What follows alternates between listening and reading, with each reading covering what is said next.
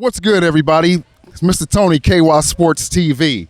We here with the legendary Phillip Bond, who went to the Final Four with the University of Louisville Cardinals. Back in, what year was that? 1975. 75. And I was such a small kid, knee-high to a gnat. But you were talking about, we out here at the Dirt Bowl, but you were talking about that you played in the Dirt Bowl years ago. Talk a little bit about that. Yeah, when the Dirt Bowl first started, I was about 14 years old. And so I played in the junior division. And I think about a couple of years after it first started, it was in Algonquin Park. They moved it to Shawnee Park. But what most people don't know, we played in that small court down there.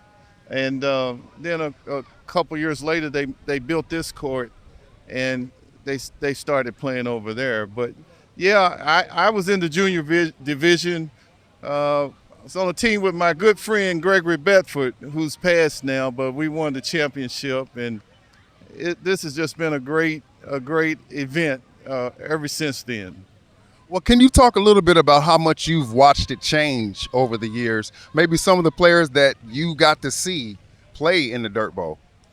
Yes. When I was first playing, like I said, in the junior division and then in the senior division, they had if you remember, we had the Kentucky Colonels, ABA basketball team here. So a lot of those players played. And then we had players from the University of Louisville, Jim Price, Henry Bacon, Al Vilcek. Those guys played. Guys from Kentucky Wesleyan who had won national championships.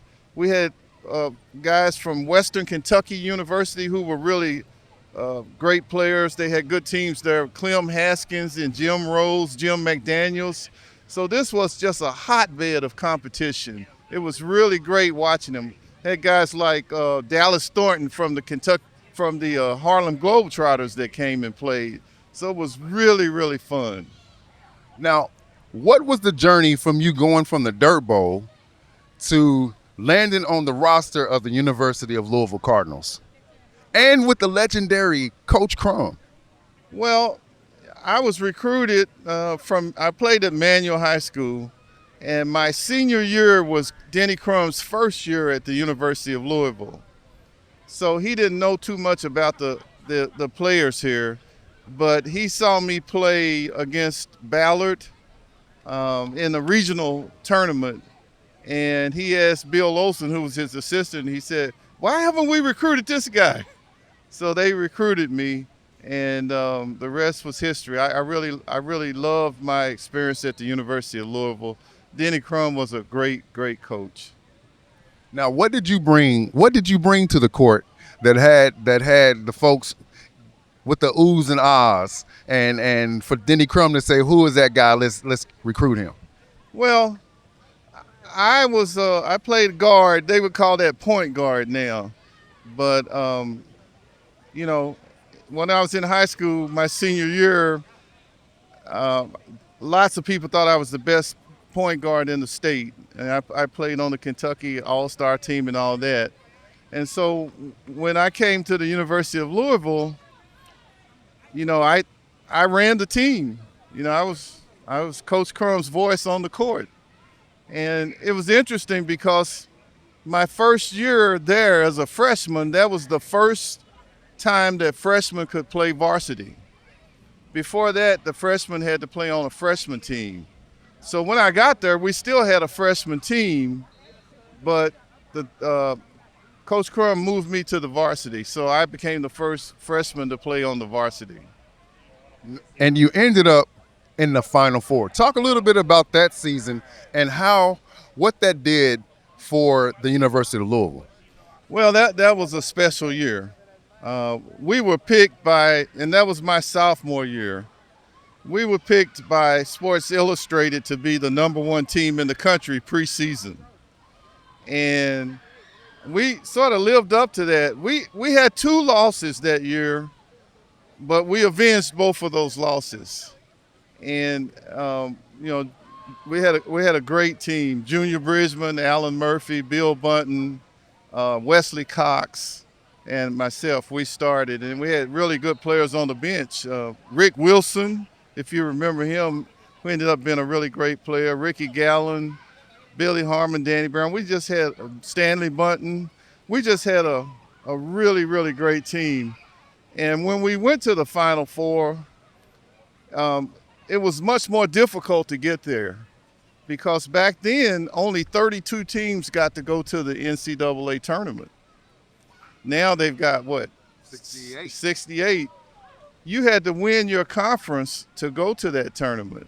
And, there were a lot of second place conference teams that had to go to the NIT. So it was much more difficult to get there.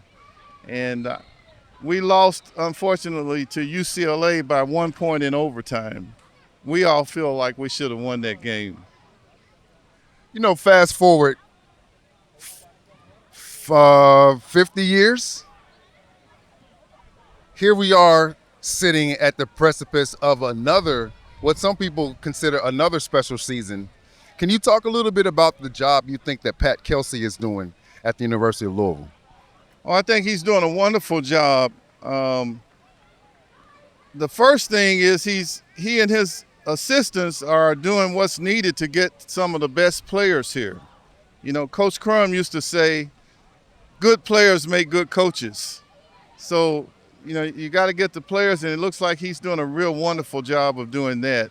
And on top of that, he's a very good coach, very energetic. I've got a lot of confidence in him, and so do most of the people here. He's done a lot to make the former players like myself feel very welcomed. He invited us. We have open invitation to their practices, and he always makes sure that the players know who we are. So he's fit really well with this program.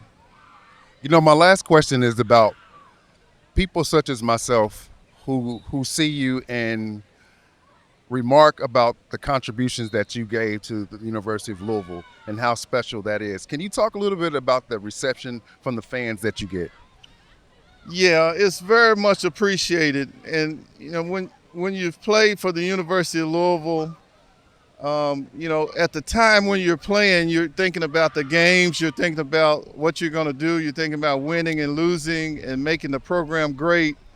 But after it's all over, I just can't tell you how much it means for people to come up and say thank you for the memories, or we really appreciated what you did. That's what it's really all about. And I'm sure all the players feel that way, but I just can't express how much I appreciate it when people come up to me and say that. All right, there you have it. The legendary Phillip Bond from the University of Louisville. Well, he also made it to the NBA, but he has given a lot back here to the city of Louisville, and we appreciate everything that you've given. Thank you so much. Thank you. I wonder if I might say one other thing. For the past 40 years, I've been the chief financial officer at Metro United Way. And one of the things that makes that so satisfying is that we do things to help this community. For example, we've given some support, some financial support for the Dirt Bowl. So we're all about community, and that's what makes it so good for me since I played at the University of Louisville. This is my community, and I really love it. Well, can you talk about the impact that you think those contributions could have made directly and maybe indirectly? I'll give you one example of what the contributions have done for me personally. My whole basketball career started because I joined the boys club. I joined the boys club back in the 60s when I was a kid, and we did lots of things, went to camps and just did lots of things that helped us grow up. But one of the things was basketball. That's when I played on my first basketball team, got my first taste of organized basketball. And from there, I went to high school and college and on and on.